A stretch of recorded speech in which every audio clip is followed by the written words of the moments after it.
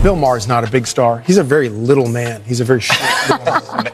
Left you, not you left. Yeah, well, I feel like there's liberal and woke are two completely different things. It was the theme of my last stand-up special that I just did a few months ago.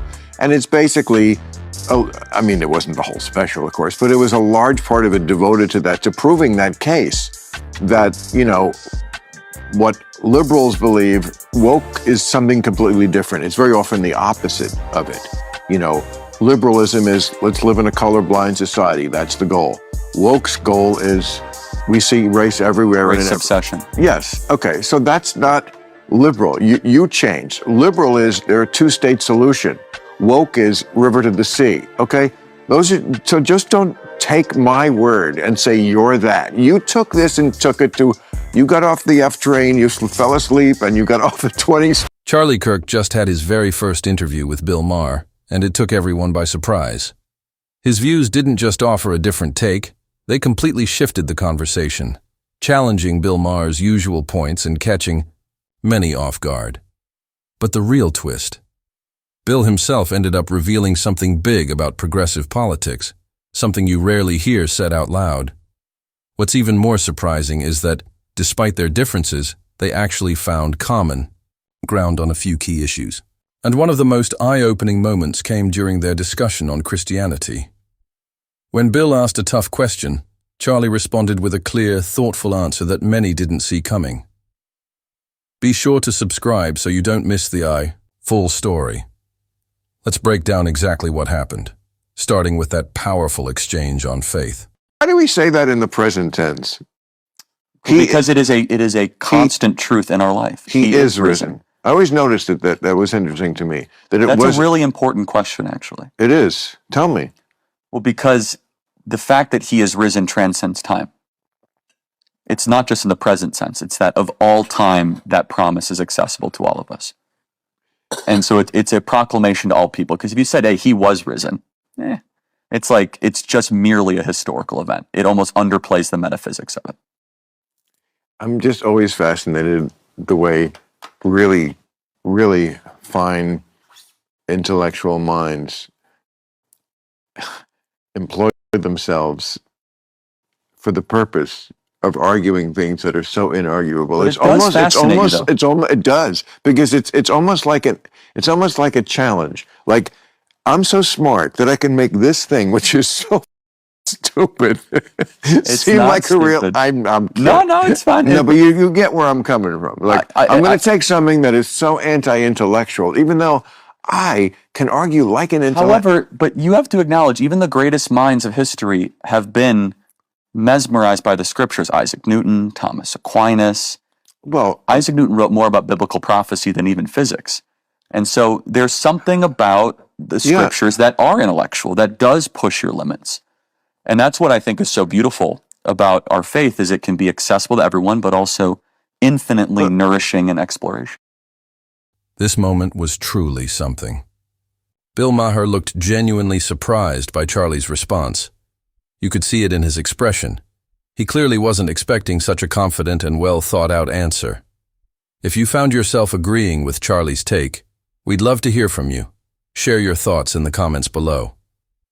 Now, pay close attention to what Bill says next, because he starts to distance himself from certain progressive ideas in a way we haven't seen from him before. The woke guys. Well, they kill me. They want to kill me just as bad.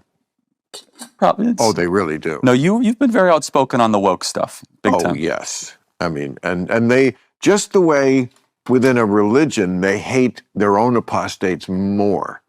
I would say they hate me more, because I'm supposed to like get on the short bus to Crazy Town with them, and I won't.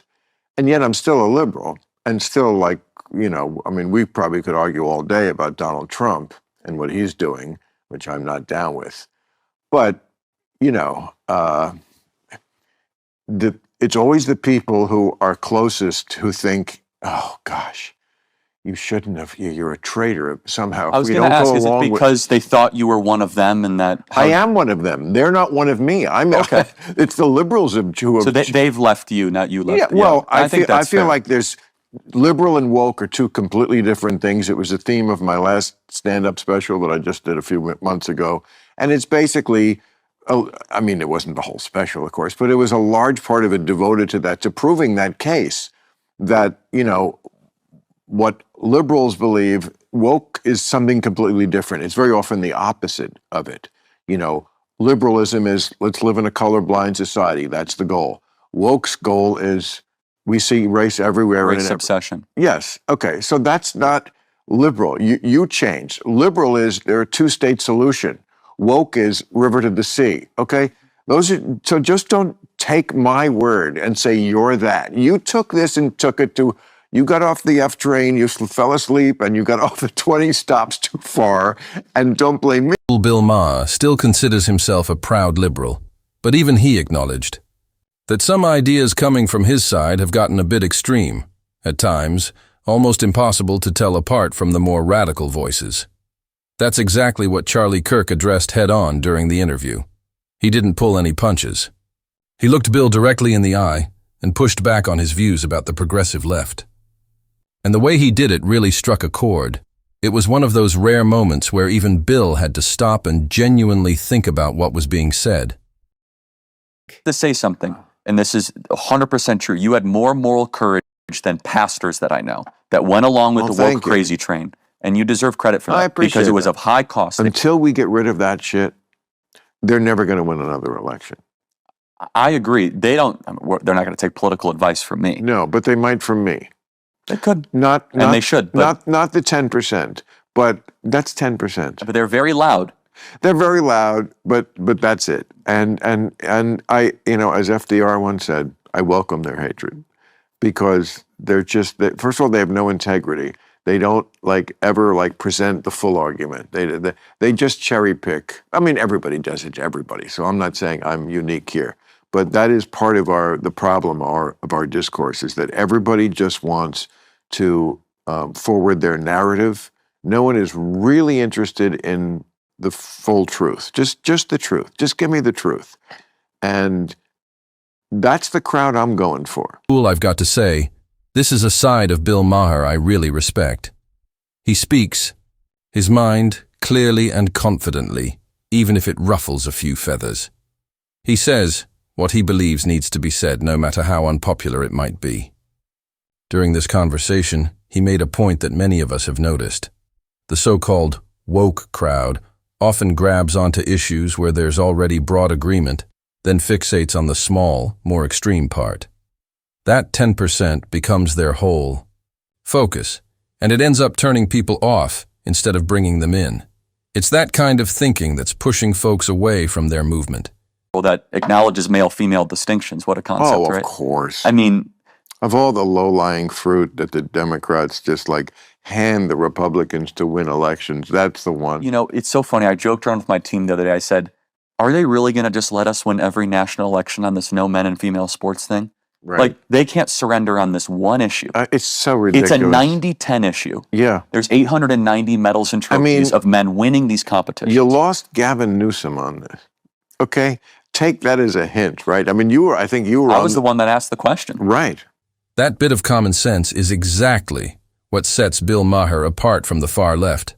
And it's probably why people still respect his voice. He hasn't fully bought into the more extreme ideas, and that keeps him grounded. What really took the interview to another level was when Charlie Kirk directly brought up Obama and Trump.